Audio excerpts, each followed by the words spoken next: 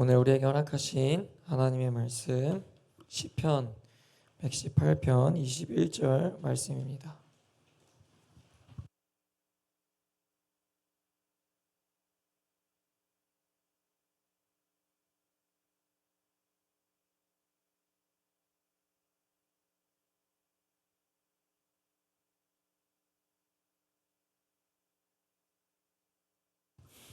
시편 118편 21절 말씀입니다. 우리 한 절이니까 한 목소리로 함께 읽겠습니다. 시작. 주께서 내게 응답하시고 나의 구원이 되셨으니 내가 주께 감사하리다. 아멘. 우리 한 번 더 읽습니다. 주께서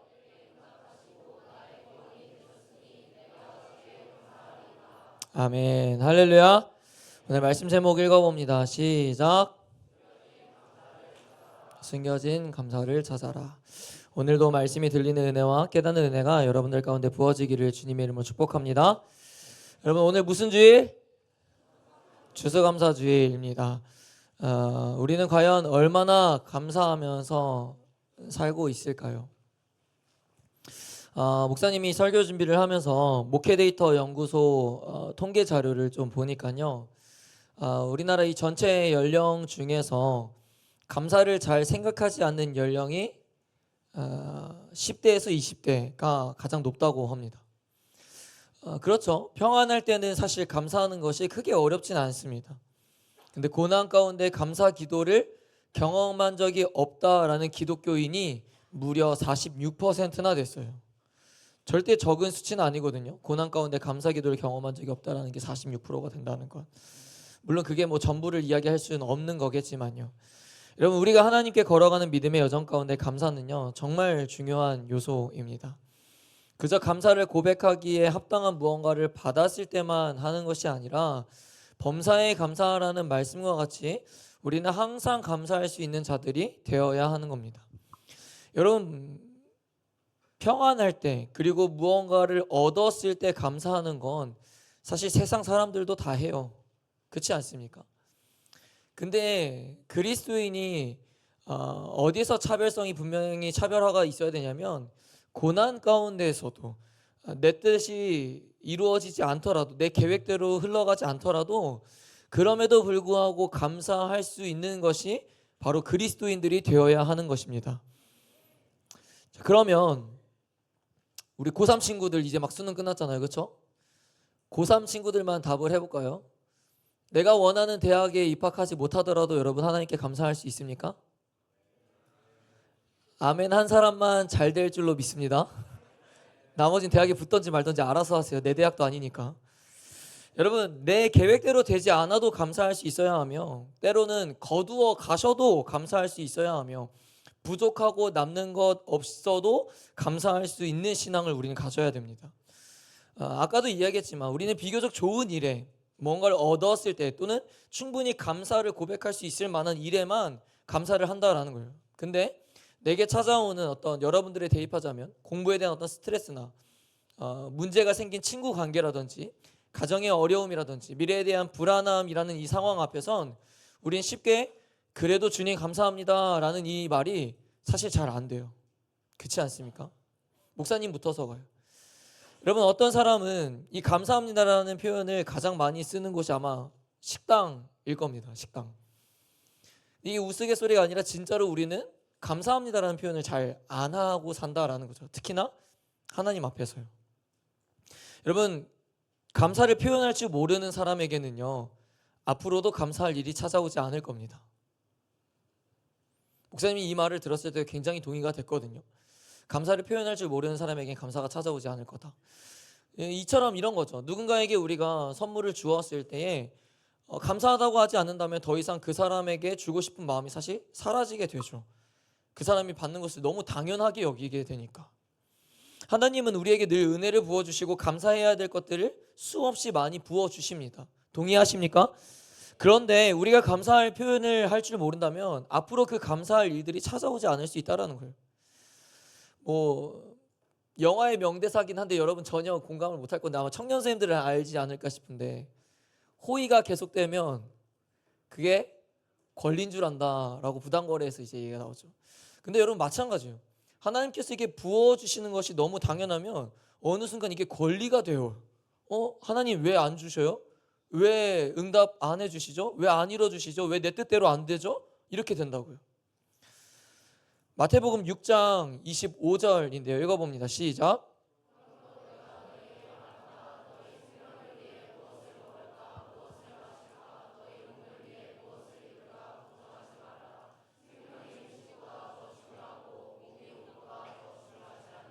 아멘. 여러분 예수님은 우리의 생명과 몸이 분명하게 뭘 말씀하시냐면 밑줄 친 것처럼 그 어떤 물질보다도 우리의 생명과 몸이 더 중요하다라고 말씀을 하십니다. 이것을 다른 관점에서 이 구절을 좀 본다면 우리는 물질적인 무언가보다 비교할 수 없는 생명을 매일같이 하나님께 공급받고 있다는 것에도 충분히 감사할 이유가 된다라는 거예요. 아멘이세요? 여러분 우리가 숨을 쉬고 호흡하고 아침에 눈을 뜨는 게 감사할 이유가 된다라는 거예요. 여러분 오늘 우리가 아침에 눈을 뜬다는 것이 사실 당연하게 생각이 들죠. 당연히 눈을 떴고 당연히 씻고 당연히 교회에 오는 것들. 그러나 여러분 이게요 이미 우리가 엄청난 은혜를 입고 있다라는 사실을 여러분 반드시 기억하시기를 바랍니다. 그것만으로도 감사할 이유가 충분하다는 거예요. 먹는 거, 마시는 거, 입는 거 이것이 내 뜻대로 되지 않고 충분히 만족하지 않고 내 뜻대로 이루어지지 않더라도요 이 생명이 더 중요하기에 내가 오늘 주님 앞에 이 몸뚱아리를 가지고 살아갈 수 있다는 것이 이미 감사할 이유가 그것만으로 족하다라는 겁니다. 이전에 다연부에 참여한 친구들은 기억나겠지만 지난달이었죠. 지하교회에서 쥐죽은 듯이 예배드린 성도들을 떠올려 보면요 지금 우리는 이렇게 예배를 드리고 있다는 게 그들에겐 정말 기적과도 같은 일인 거예요. 기적과도 같은 일. 여러분 이것에 대해서 여러분 감사하고 있습니까? 여러분 제일 먼저 교회 오면 뭘 합니까? 친구들 만나러 친구들 찾으러 다닙니까? 제일 먼저 기도부터 해요. 기도부터. 가장 먼저 기도할 게 주님 오늘도 걸음 인도하여 주시고 성전에 나오게 하심에 감사합니다. 이게요 어떻게 들릴지 모르겠지만 입버릇처럼 돼야 돼요. 진심으로요. 이게 우리가 너무 당연하게 여기고 있다는 거예요. 여러분 학교 도착해서 감사기도 하는 사람 있습니까? 정말 몇 없을걸요. 그게 너무 당연하고 또 한편으로는 학교 가는 게 짜증나거든요. 싫거든요.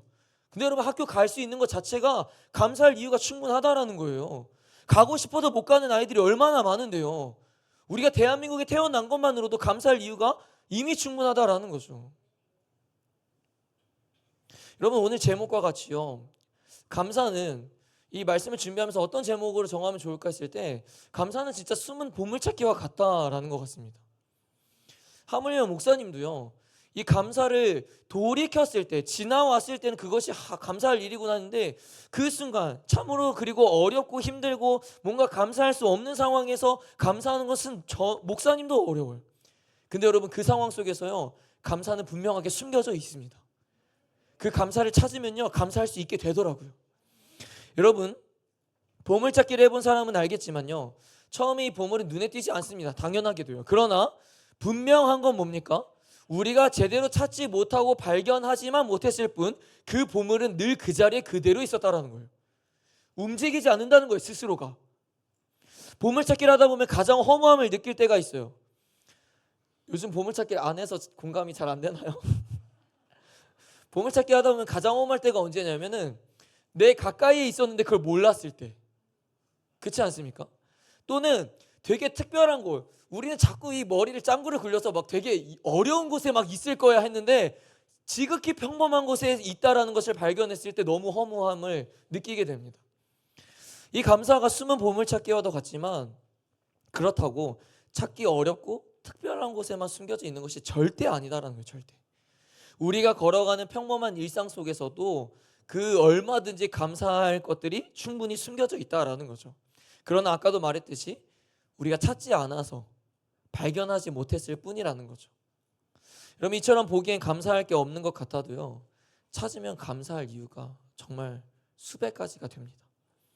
오늘 우리는 하나님께서 주시는 세 가지의 메시지를 좀 기억하고 돌아갔으면 좋겠는데요. 첫째는 감사는 하나님께로 시선을 돌리는 것이다 입니다. 이걸 바꿨는데요 포인터기를 너무 잘 돼서 너무 좋아요. 스트레스였거든요 설교를 하면서도 이게. 그래서 이제 바꿨는데 너무 잘 되네요. 네, 감사히 쓰겠습니다. 첫 번째는 감사는 하나님께로 시선을 돌리는 것이다입니다. 여러분, 우리가 어떻게 항상 감사할 수 있을까요? 사실 정말 냉정하게 조금 평가한다면 우리는 항상 매 순간 감사하다는 것은 사실 불가능에 가까운 말처럼 들리기도 합니다. 그러나 그 말씀의 본뜻은 항상 감사할 수 없을 것 같더라도 하나님께 우리의 시선을 돌리게 되면 항상 감사할 수 있게 될 것이다 라는 것을 분명하게 말해주고 있는 거죠. 아멘이세요? 감사는 그래서 단순히 기분이 좋을 때 말하는 것이 아니에요. 내가 하나님을 바라보며 내 시선이 하나님으로 향했을 때에 나오는 말이 감사인 줄로 믿습니다. 감사는 문제가 없는 사람만 감사할 수 있는 걸까요? 아니죠. 문제가 있어도요, 문제 속에서 문제를 바라보는 것이 아니라 그 시선을 하나님께로 돌렸을 때에 얼마든지 감사를 고백할 수 있게 된다라는 거죠. 다니엘서 6장 10절입니다. 읽어봅니다. 시작. 다니엘이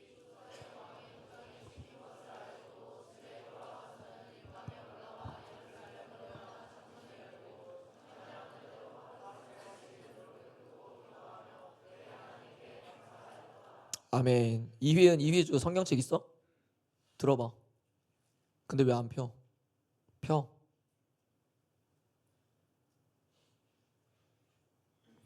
우리가 잘 아는 다니엘을 떠올려 보면요, 왕 외에 다른 신에게 기도하게 되면 사자굴에 집어넣기로 결정이 된 상황이죠. 그럼에도 그는 늘 자신이 하던 루틴대로 예루살렘을 향해서 3번씩 무릎을 꿇고 기도를 했어요. 어떤 기도? 감사 기도. 여러분, 우리가 그 당시 다니엘을 사실 이 상상한다라는 것 자체가 이입이 잘 안 돼서 동의가 안 되는 건데, 여러분, 우리가 진짜 다니엘이었다면 감사할 이유가 뭐가 있을까요? 어떤 감사 기도를 드릴 수 있을까요? 그런 상황이. 여러분, 우리가 다니엘 상황이 되어보지 않아서, 그리고 그 상황이 얼마나 위험한 상황인지를 우리가 공감을 못해서이지, 그가 사자굴에 던져지는 것까지 알면서도 그는 기도를 했단 말이죠. 근데 어떻게 그 상황 속에서 감사 기도가 나오냐라는 거예요. 도대체 무엇에 도대체 감사할 수 있냐라는 거예요. 그 상황 속에. 아까도 말했듯이요, 다니엘은요, 그 가운데 숨겨둔 보물과 같이 감사를 찾았다라는 겁니다. 그리고 형식적인 감사가 아니라 하나님 앞에 늘 그래왔던 루틴대로 진실된 감사 기도를 올려드렸다라는 거예요. 이처럼 감사할 수 없는 상황 속에서도 하나님께로 시선을 돌리면 감사할 것들을 발견할 수 있게 된다는 거예요. 여러분들도 발견하시기를 주님의 이름으로 축복합니다. 여러분, 감사의 가장 큰 장애물과 방해물이 무엇입니까? 우리가 이미 잘 알고 있는 것처럼 그것은 바로 불평과 불만과 원망입니다. 다니엘이 그 상황에 놓여 있을 때 하나님께로 시선을 돌리지 않고, 만약 가정해 봅시다, 그 상황 속에서 원망하고 불평하고 불만했더라면 어땠을까요? 그 상황은 어땠을까요? 여러분, 그러나 다니엘은 문제의 어떤 상황을 보는 것이 아니라 하나님께로 시선을 돌렸다는 거예요. 그것이 조서로 밝혀지고 나서 그가 다시 집으로 돌아가 했던 것은 기도였다라는 거죠. 하나님께로 시선을 돌리는 거예요. 그 문제에 대해서 이거 왜 이렇게 하지 따지는 것이 아니라, 그랬을 때 하나님께서 내게 주신 은혜가 무엇이 있는지, 지금의 이 상황 속에서 내가 감사할 것이 무엇이 있는가를 찾고 발견하고 그 기도를 올려드렸다라는 거죠. 그는 그저 이 상황을 회피하고 싶고 외면하고 싶어서 기도하지 않았을 거라고 생각합니다. 있는 그대로의 상황을 직면하지만 자신의 마음의 중심과 그리고 시선을 주님께 향하기로 결단했던 겁니다. 근데 여러분, 우리는 어떠냐라는 거예요. 저와 여러분들은 찾아오는 문제와 어려움, 감사는커녕 원망과 불평과 불만밖에 나오지 않는 이 상황 속에서 우리는 우리의 시선을 어디에 두고 있습니까? 내 뜻대로 원하는 결과가 이루어지지 않았을 때, 그리고 내가 기도 열심히 한 대로 응답이 일어나지 않았을 때, 여러분, 그럼에도 불구하고 우리의 시선은 어디로 향하고 있어야 되냐라는 거예요. 사람의 관점으로 내 시선을 바라보면요, 감사할 게 없어요. 근데 진짜로 여러분, 인간의 관점으로 보면 아침에 눈을 뜨는 게 왜 감사할 이유가 됩니까? 당연한 건데, 그렇지 않습니까? 우리가 버스를 타고 걸어서 2발로 학교를 가는 게 왜 감사할 이유가 돼요? 그거 당연한 건데, 여러분, 그게 인간의 관점으로 보고 내 시선으로 바라보면요, 절대 감사를 발견할 수가 없다라는 거예요. 그래서 하나님께로 내 시선을 향하게 하면요, 그분께서 감사가 어디에 숨겨져 있는지를 보게 하시고 그분이 주시는 마음으로 감사를 고백할 수 있게 된다라는 겁니다. 룸이 깨워라.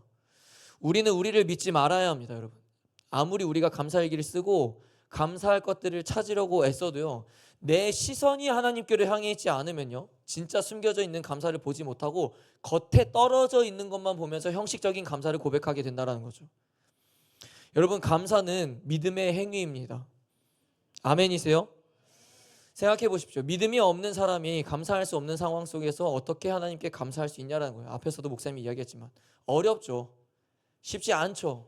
그리고 그렇게 하지 않죠. 거의 세상 사람들은. 믿음이 없는 사람들은요, 이 감사할 수 없는 어려운 상황, 고난이 찾아왔을 때, 시련이 찾아왔을 때 감사를 결코 고백하지 않아요.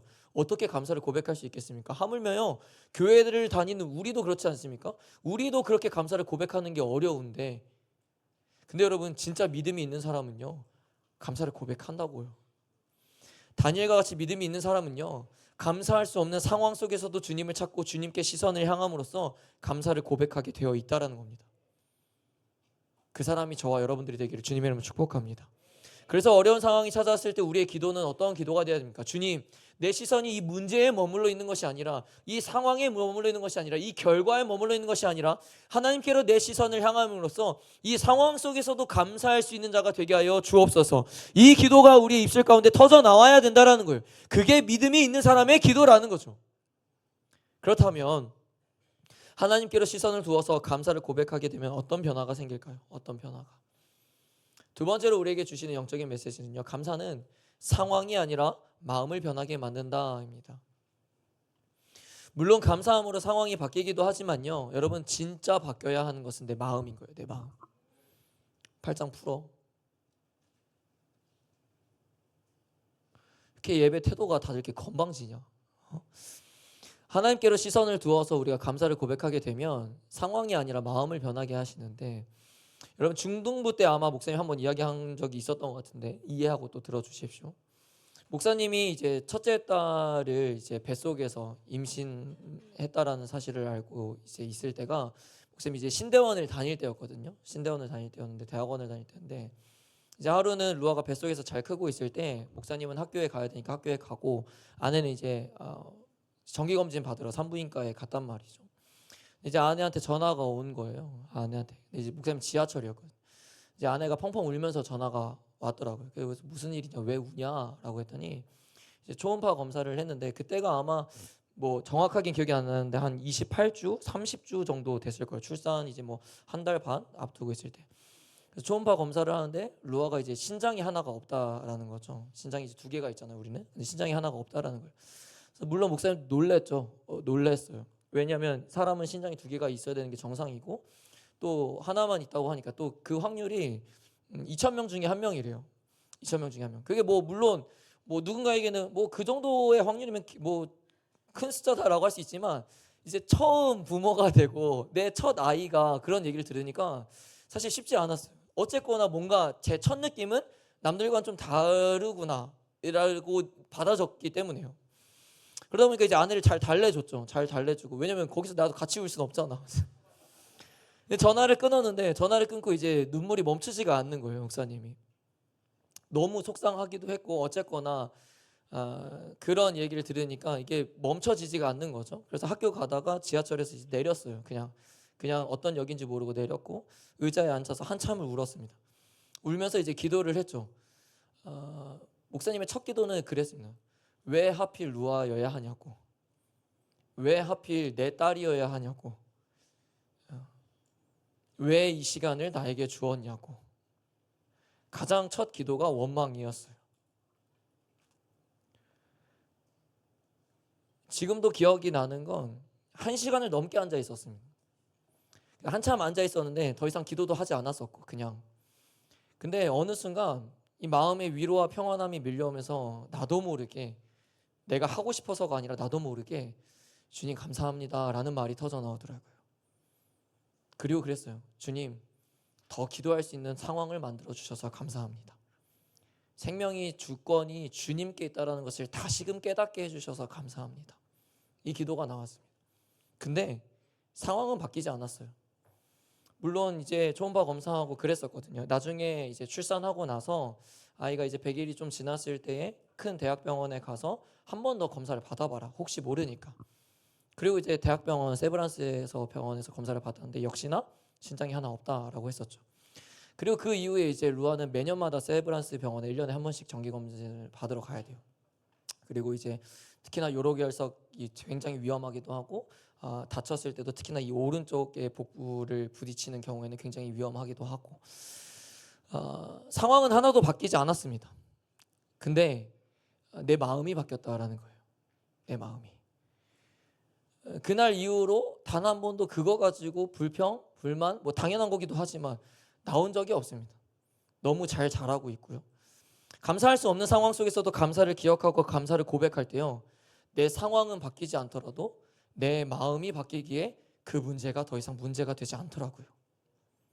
여러분, 우리는요 늘 내 앞에 있는 상황과 문제가 바뀌기를 원합니다. 그리고 내가 원하는 결과대로 이루어지기를 원해요. 그러나 더 중요한 건 내 마음이 바뀌어야 된다는 거예요. 내 마음이. 빌립보서 4장 6절입니다. 읽어봅니다. 시작.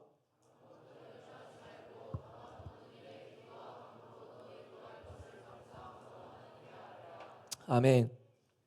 바울이 빌립보서를 기록한 장소는 감옥이었습니다. 그는 감옥에 있으면서도 하나님께 감사함으로 아뢰라라고 가르쳤던 자였어요. 그의 현실은 어땠을까요? 감옥, 자유도 없고 고통스러운 현실이었지만 성도들에게 기뻐하며 감사하라고 권면하고 있는 거예요. 근데 이 권면이 어떤 권면입니까? 나는 할 수 없으니까 너희라도 감사해라 입니까? 아니죠. 나도 이러한 곳에서 감사하고 있으니, 기뻐하고 있으니 너희도 그렇게 감사해라 라고 가르치고 있는 거죠. 사랑하는 여러분, 막막한 현실 앞에서 두려움과 걱정이 찾아올 때에 하나님께 감사를 올려드리십시오. 그럼 상황이 변하냐고요? 그렇게 묻는다면 그렇다고 말하고 싶지 않습니다. 변하지 않을 겁니다. 그런데요, 내 마음은 적어도 변할 수 있다라고 목사님은 말하고 싶습니다. 내가 낙심하고 절망 가운데 놓여 있는 것 같더라도요, 주 안에서 우리가 그렇게 배웠던 것처럼 그리스도 안에서 감사를 고백하며 주님을 찾으며 주님께 시선을 향할 때에 주님이 주시는 평강과 위로가 나를 덮으며 내 마음이 안정케 될 줄로 반드시 믿습니다. 더하여서 자꾸 상황이 바뀌기를 바라는 마음만 주장하는 건 그건 진짜 믿음이 아니라는 겁니다. 상황이 바뀌지 않더라도요, 주님께 감사할 수 있는 것이 진짜 믿음이고 그게 바로 감사로 나타나게 되어 있다라는 거죠.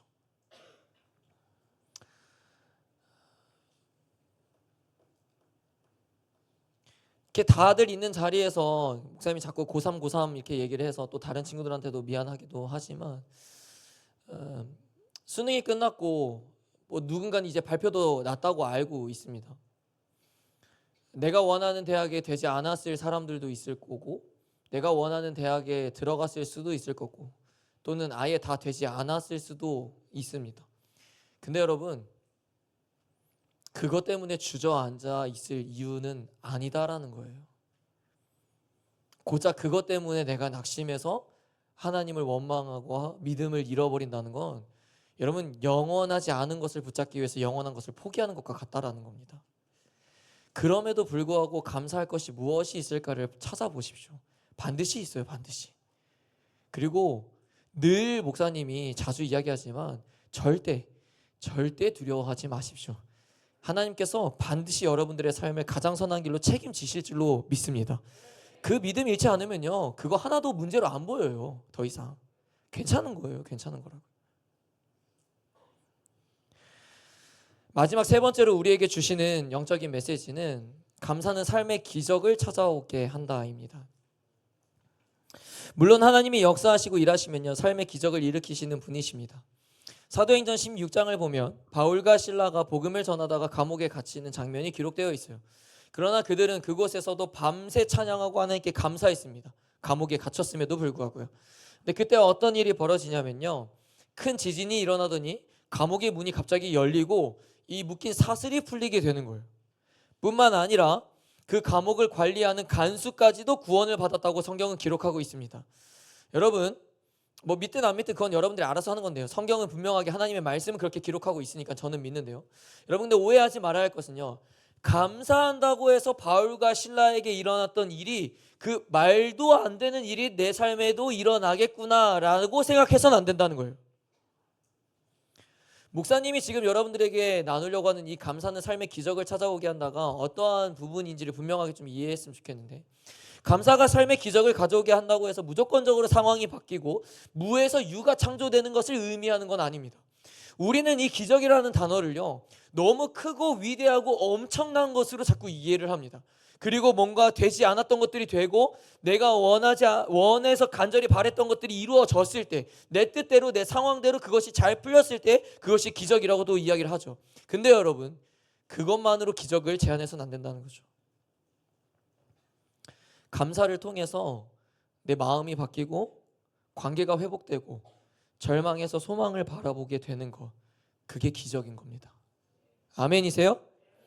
원망하고 불평할 수밖에 없는 그 삶 속에서 이제는 하나님께 감사를 고백하게 되고 하나님을 찬양하게 되고 그분을 신뢰하게 된다면요, 그게 이미 우리의 삶에 일어나고 있는 놀라운 기적이라는 것을 여러분 믿으시기를 바랍니다. 내 입맛에 맞춰지고 내 뜻대로 이루어지는 것이 기적이 아니라는 거예요.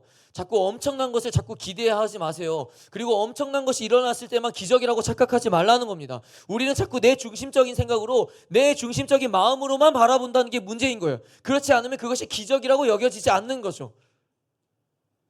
여러분, 요나가요, 니느웨로 가라는 이 말씀에 불순종하고 반대했던 다시스로 향했을 때 하나님은 요나를 큰 물고기 뱃속으로 집어 던지게 됩니다. 악취가 나고 굉장히 춥고 깜깜한 그곳에 갇혔을 때 요나가 무엇을 했을까요? 2장 9절이죠. 읽어봅니다. 시작.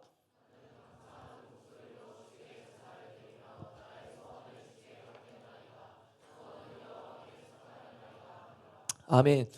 여러분, 요나의 상황이 변했습니까? 변하지 않았어요. 여전히 그대로 악취가 나고 춥고 깜깜한 곳에 놓여져 있었습니다. 그러나 그는 감사를 고백했다라는 거죠. 아직 구원받지 않았음에도 그분이 구원하실 거라는 믿음이 그에게 분명하게 있었고, 요나의 감사는요, 절망에서 소망으로 바꾸는 놀라운 기적을 만들어내게 됩니다. 물론 그리고 그 감사의 기도를 들으시고 응답하셔서 물고기 뱃속에 나오게 되죠. 이 또한 행하신 기적이라고 볼 수 있어요. 사랑하는 청소년부 여러분, 불안과 우울과 스트레스와 외로움이라는 감옥에 갇혀 있다면요, 그 가운데서도 주님을 찬양하고 감사를 고백할 수 있는 여러분들이 되었으면 좋겠습니다. 그때 감사를 통해서 묶인 것들이 풀리는 기적을 경험하게 될 것입니다. 그때 그 감사의 고백을 통해서 평안과 위로와 믿음이 부어질 줄로 믿습니다. 여러분, 기적은 다른 것이 아니라는 거예요. 절망이 소망으로 바뀌고 부족함이 넘침으로 바뀌고 닫힌 것이 열리고 묶인 것들이 풀리는 것들도 우리가 감사할 이유고 그것이 기적이라는 겁니다. 근데 우리는 자꾸 우리의 어떤 육신적인 것들, 세상의 것들이 자꾸 바뀌어야지만 우리는 기적이라고 표현한다라는 거예요. 그래서 우리는 끊임없이 숨겨진 감사를 찾아야 하는 것이다 라는 거죠. 감사를 찾고 그 감사를 고백할 때 우리의 영이 살게 될 줄로 믿습니다. 아멘이세요? 감사라는 것이 정말 아무것도 아닌 것처럼 보이지만 감사에는 엄청난 힘이 담겨져 있음을 여러분 오늘 말씀을 통해서 반드시 기억했으면 좋겠습니다. 그래서 우리는 작은 일에서부터 감사하는 훈련이 돼야 되는 거예요. 감사도 훈련이 되지 않으면 감사하는 것이 더욱 어려워지게 되는 겁니다. 그러나 평소에 감사하는 것이 훈련되어 있으면 크고 대단한 일에만 감사하는 것이 아니라 또는 감사할 것이 없는 것처럼 보이는 상황 속에서도 감사를 고백할 때에 그것이 훈련이 되면은 이제는 자연스럽게 내 어떤 상황이 바뀌지 않더라도 내게 어려운 상황이 찾아오더라도 그럼에도 불구하고 이 작은 것 하나를 통하여서 그 절망에서 소망으로 바라보게 되는 놀라운 기적을 우리가 경험하게 될 줄로 믿습니다. 그러니 여러분, 감사하는 삶을 사십시오. 그러니 입에서 자꾸 감사를 고백할 수 있는 여러분들이 되었으면 좋겠습니다. 우리 옆 사람에게 인사합시다. 감사를 고백합시다. 한 번 더 인사합시다. 감사를 말하는 자가 됩시다. 여러분, 감사는요, 마음에 담아두는 것이 아닙니다. 감사는 기억해두는 것이 아니에요. 생각만 하는 것이 아니라는 거예요. 표현하고 고백하는 것이 감사다라는 겁니다. 말씀을 정리합니다. 오늘 주님께서 추수감사절을 맞이하여 주시는 감사의 메시지가 있었습니다. 첫째는 여러분, 감사의 시작은 하나님께로 시선을 돌리는 것이라고 이야기를 했습니다.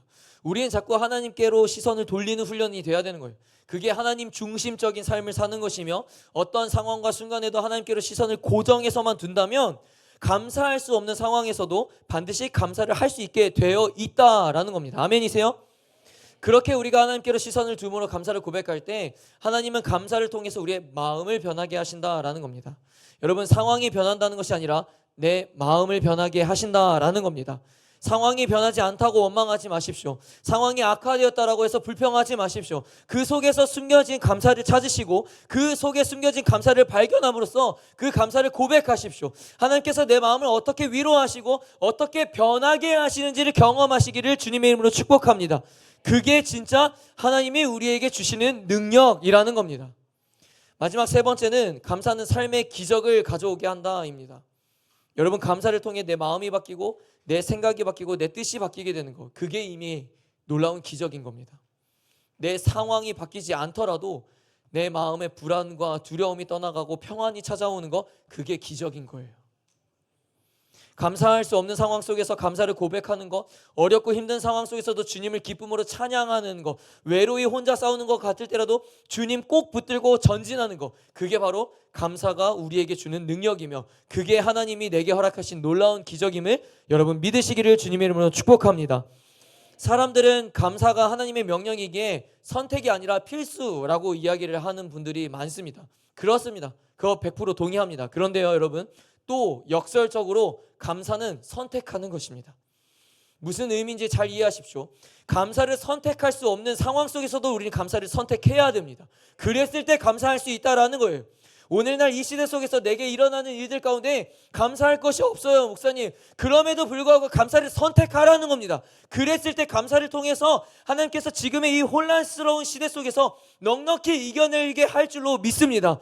그러니 여러분, 감사를 훈련하십시오. 감사를 고백하십시오. 우리의 삶 가운데서 보이지 않더라도 숨겨진 감사를 찾기 위해서 노력하십시오. 감사를 발견하고 감사를 고백할 때 우리의 믿음이 주님께 드러나게 될 줄로 믿습니다.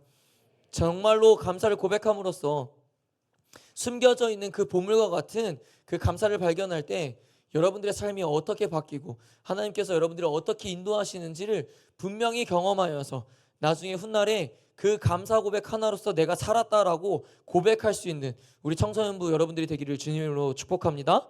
아멘. 잘 일어납시다.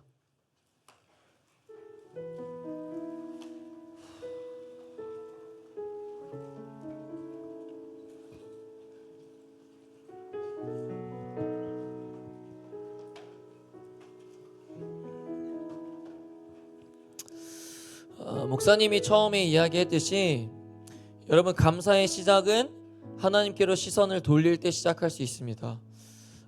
곰곰이 생각해보면 하나도 틀린 말이 없죠.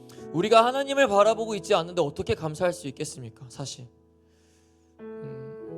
내 뜻이 잘 되었을 때, 내가 원하는 바가 결과로 잘 이루어졌을 때. 근데 아까 말했잖아요, 여러분, 그건요 세상 사람들도 감사할 줄 아는 고백이라니까요. 근데 여러분, 진짜 그리스도인의 믿음의 증거는 거기서 드러나는 게 아니잖아요. 과연 고난과 절망 속에서 또는 내 뜻대로 되지 않았을 때, 내가 원하는 결과대로 이루어지지 않았을 때 감사할 수 있는가? 근데 여러분, 그 시작이 하나님께로 시선을 향했을 때 가능케 된다고요. 행여 여러분, 감사할 이유가 없습니까? 행여 하나도 내 뜻대로 되는 것이 없습니까? 지금의 내 삶이 정말 절망 속에 놓여져 있고 내가 원하는 대로 되지 않고, 과연 내가 나중에 나 도대체 뭐 먹고 살아야 되지? 나 나중에 커서 진짜 어떤 사람이 되어야 되지? 미래에 대한 불안함과 두려움이 여러분들을 가둬두게 합니까? 여러분, 하나님께로 시선을 향하십시오. 그랬을 때요, 우리가 보지 못하고 찾지 못했을 뿐 하나님께서 우리에게 허락하신 그 좌절과 절망과 고난 속에서도 반드시 그 숨겨진 감사를 두셨다라는 겁니다. 여러분, 그 감사는요 어디 도망가지 않는다니까요. 그대로 있는 거예요. 우리가 찾기만 하면 되는 겁니다. 그 찾는 시작이 우리의 시선이 하나님께로 향해졌을 때 그게 시작이 되는 겁니다. 이 시간 우리 찬양합시다.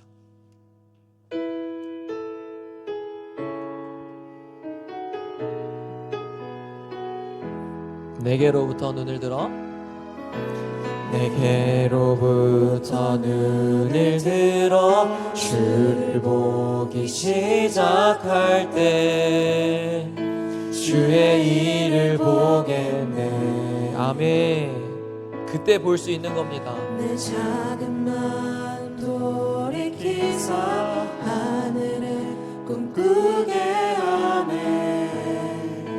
주님을 우리 한 번 더 고백합시다. 내게로부터 눈을 들어.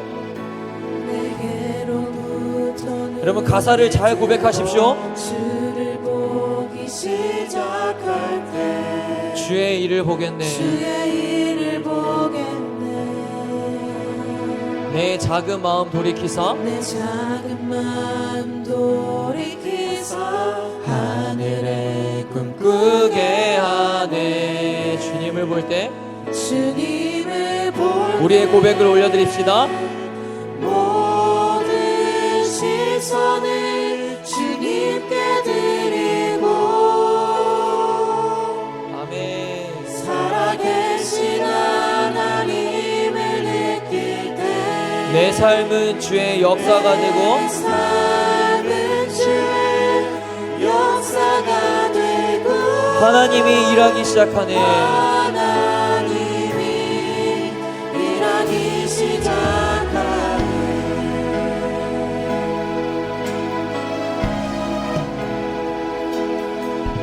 다시 한번 가사를 생각하면서 우리 2절로 고백하며 나아갑시다. 성령이 나를 변화시켜 성령이 나를 변화시켜 모든 두려움 사라질 때 주의 일을 보겠네. 아멘. 황폐한 땅 한가운데서 주님 마음 알게 되리. 우리 한 번 더 2절 고백합시다. 성령이 나를 변화시켜. 우리의 시선이 주님께로 향할 때 성령께서 감사할 수 없는 상황 속에서도 감사하게 만드십니다. 주의 일을 보겠네. 황폐한 땅 한가운데서 주님 마음 알게 되리.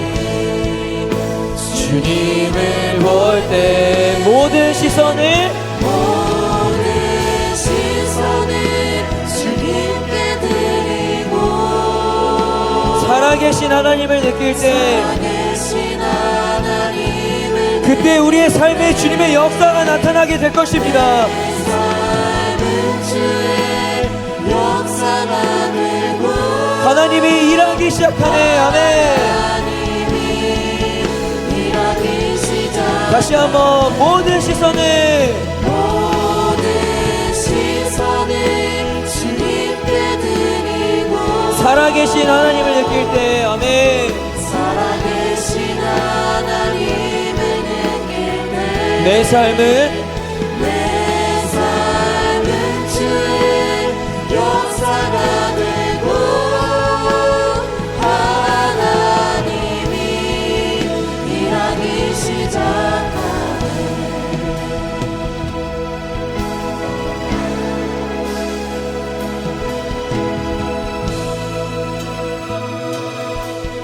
고백합시다. 주님의 영광, 주님의 영광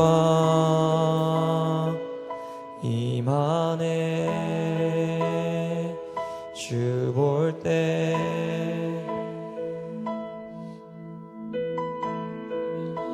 주님의 영광 임하네. 주 볼 때 계속해서 여러분들의 고백을 올려드립시다. 주님의 영광, 주님의 영광 임하네. 주 볼 때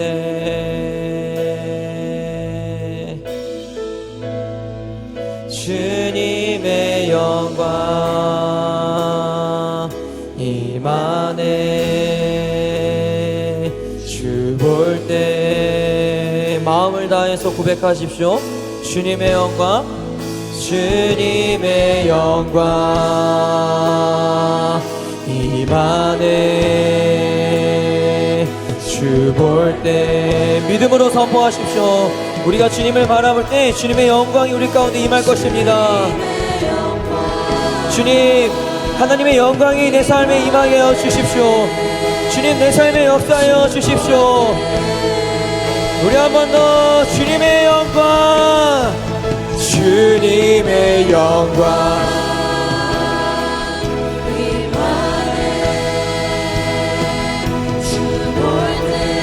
우리 시간 마지막으로 고백합시다. 주님의 영광 임하네. 주 볼 때 우리 함께 고백합시다. 모든 시선을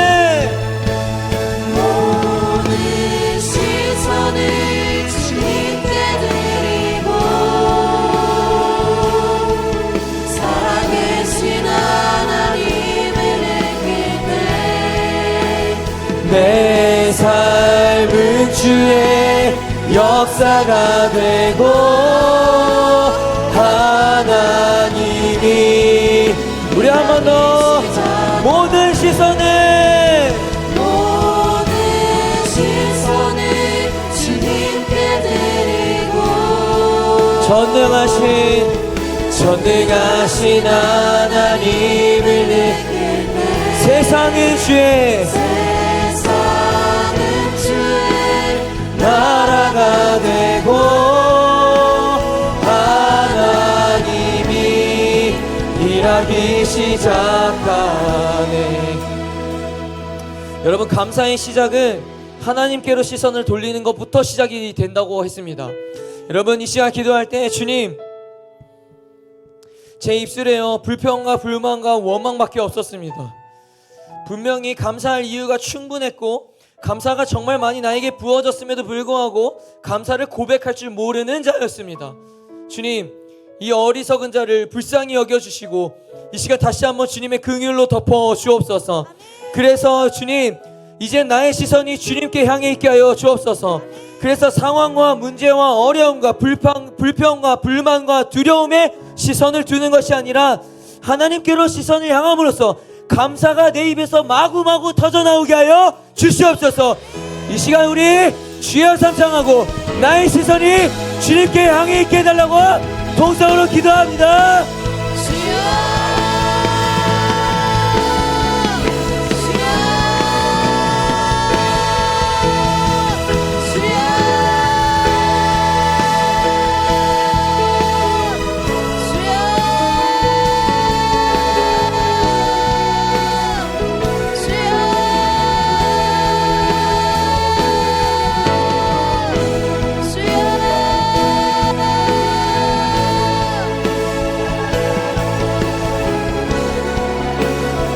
회개하시고 결단하십시오. 회개하시고 결단하십시오. 회개하시고 결단하십시오.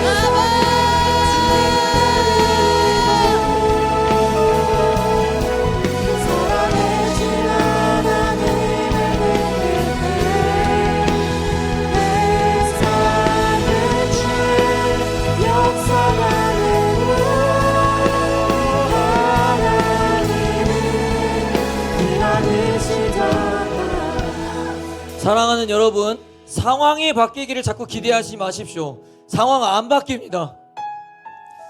하나님께서 무능력하다는 의미가 아니라요, 자꾸 상황이 바뀌기를 주로 잡지 말라는 겁니다. 여러분, 상황이 변하지 않더라도요, 주님께 감사할 수 있는 믿음이 우리 가운데 있어야 합니다. 내 뜻대로 내 계획대로 흘러가지 않더라도요, 그럼에도 불구하고 주님 감사합니다는 이 고백을 할 수 있어야 됩니다. 이 시간 기도할 때, 주님, 상황이 변하지 않더라도 주님께 감사할 것을 찾고 발견할 수 있는 안목을 허락하여 주옵소서. 감사를 고백함으로써 상황이 안 바뀌어도 괜찮사오니 내 마음의 상태는 바뀌게 하여 주시옵소서. 그래서 주님을 찬양하게 하시고 주님을 예배하게 하시고 주님 앞에 엎드리게 하여 주셔서 내 믿음을 절대 세상에 뺏기지 않게 하시고 마귀에게 뺏기지 않게 하여 주시옵소서. 다시 한번 동성으로 기도합니다. 주님, 감사를 통하여 내 마음을 변화시켜 주시옵소서. 우리의 마음이 변하고 감사를 고백할 때, 그때 비로소 주님이 우리의 상황을 역사하실 줄로 믿습니다. 우리 시간 다시 주여 아버지께 기도합니다. 주여,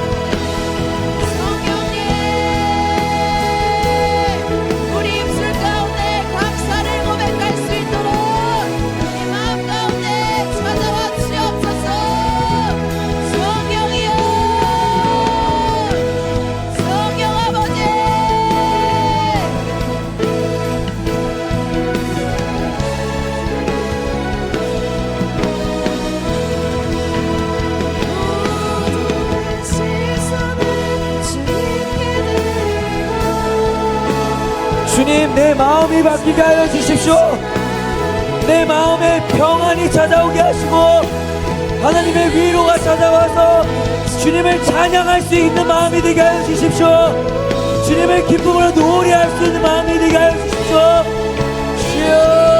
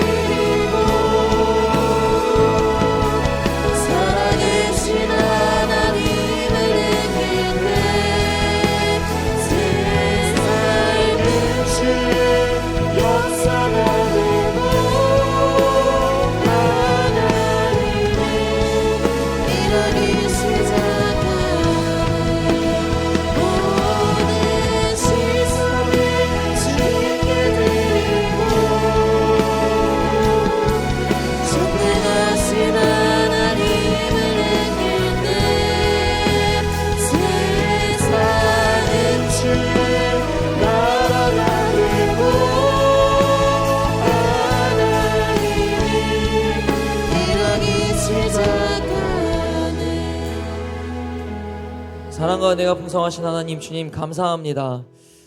먼저는 지금까지 우리 공동체를 여기까지 인도하여 주신 것도 감사하며 지금까지 나를 주님께 붙들려 있게 하심에 감사드립니다. 날마다의 삶 속에서 참으로 어렵고 힘들어도 숨겨져 있는 감사를 찾게 하시고 감사를 고백하기 어려운 시대 속에서도 감사를 고백함으로 내 믿음을 지켜낼 수 있도록 주님 꼭 붙들어 주옵소서. 상황과 문제를 바라보는 것이 아니라 결과에만 치중되어 있는 것이 아니라 하나님을 바라봄으로 감사가 시작되게 하시고 감사를 고백함으로 내 마음이 변화되는 것을 경험할 수 있도록 도와주옵소서.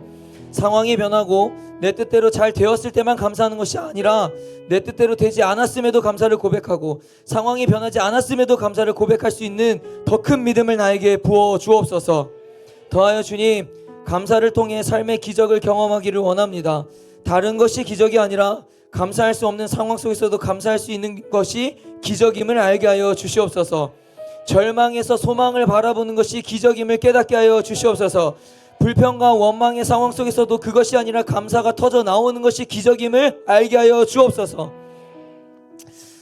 사랑하는 주님, 우리 사랑하는 수험생들 수능을 잘 마쳤습니다. 주님,